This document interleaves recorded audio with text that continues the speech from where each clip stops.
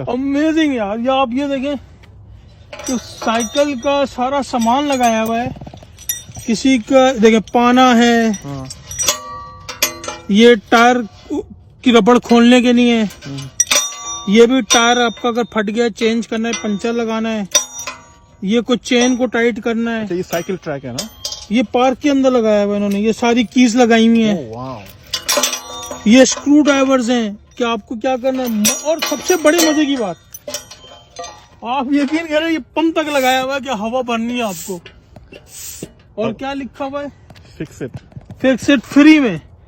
Fix it. माजरत के साथ अपना कंट्री होता तो ये सारे कोई इसको प्लास से काट के ले ये भी लिखा हुआ, scan code for detailed repair instructions.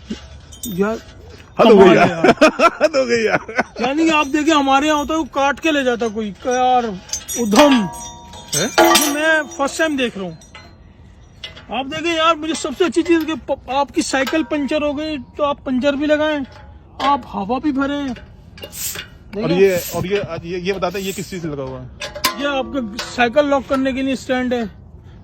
कमाल है यार, और कोई चार्ज नहीं, फ्री ऑफ कॉस्ट। वाह, साइकिल ट्रैक है ये।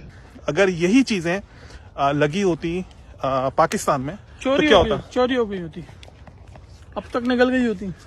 लोहा उतार के ले जाते, लोग लोहा ले जाते, पाउडरी ले जाते, ऐसी काम की चीज है। मेरे ख्याल एक सेंसेबल आदमी भी ले जाता यार कैसा क्यों है हमारा माशरा, क्यों हमारा पाकिस्तान इस तरह है, हमारा माहौल क्यों है इस तरह?